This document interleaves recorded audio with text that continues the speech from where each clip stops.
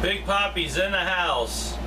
Okay, this video is going to cover one of my subscribers asked some questions, what I've done as far as modifications and improvements as far as on my Loadmaster presses. So I want to go through some of those items. Everything I show you, if you go back, I think I got about 100 videos out there. If you go back and review the videos, you'll see individual videos on how I did the different things. One of the modifications I made was in the case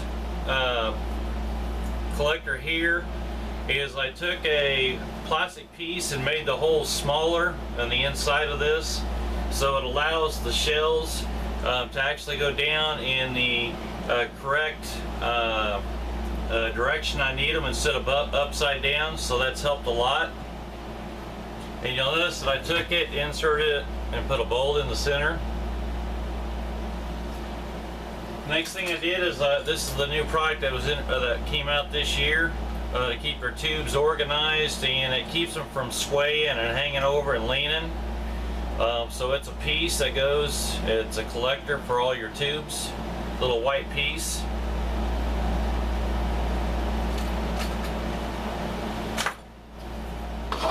Of course, I took all my powder hoppers and I labeled all of them for the calibers that I load on each one of them. The next thing I did is I have a recipe card on every one of my presses here. Another thing that I did on all my presses, I think I have one more to finish, is I've got a alarm system on the primers. As you can see here, lights up, and it's got primers in it, it's full, and it's got a vibration system in it that actually feeds the primers to the brass. Next thing I did is I bought these mounting press blocks here. Each one of my presses have that. In the very beginning I used to mount it to the table, and the holes are so close to the edge it would chip it out after reloading after a while. So these are metal. I had a guy named Richard, and if you go back to that video, you can, if you decide you want to have any of those built, get a hold of him, and his name is underneath mine in that video. All my presses have lights on, and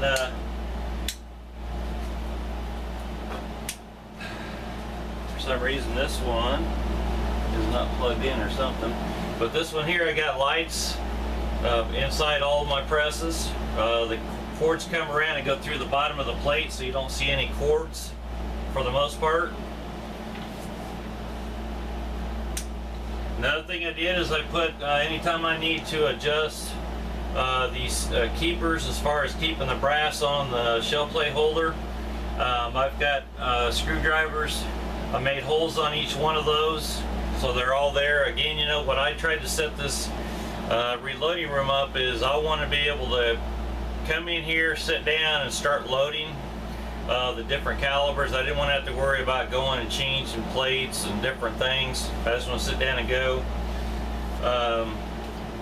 A couple other things that we did was I had Richard make some new plates as far as holding these boxes.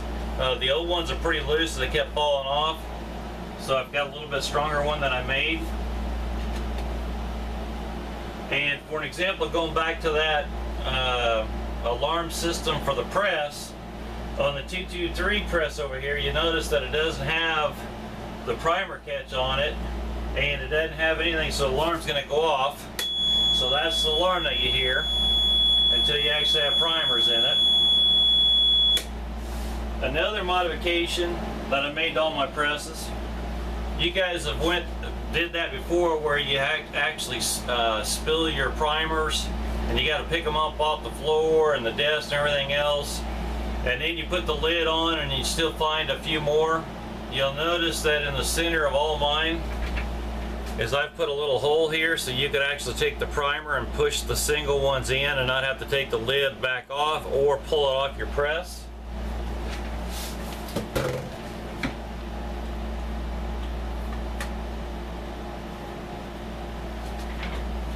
Let's see. Real important, make sure that you're emptying your primer tray and your press where it catches all of those. I pretty well have the 5-die system. I used the third one, or the second one. It doesn't have a decapping pin in it. It works very well. So for the most part, and I grease all my grease inserts and that probably on a monthly basis a little bit. You can start to figure out when it's about time to do that. When it starts, you can tell on your cylinder of your ram when it starts getting dry. So those are kind of things you want to continue to do as well. For the most part, that's pretty well it for modifications to each of the presses. They're pretty well done the same way, one to the next. So if you like my channel, please subscribe. As always, good shooting, and thank you.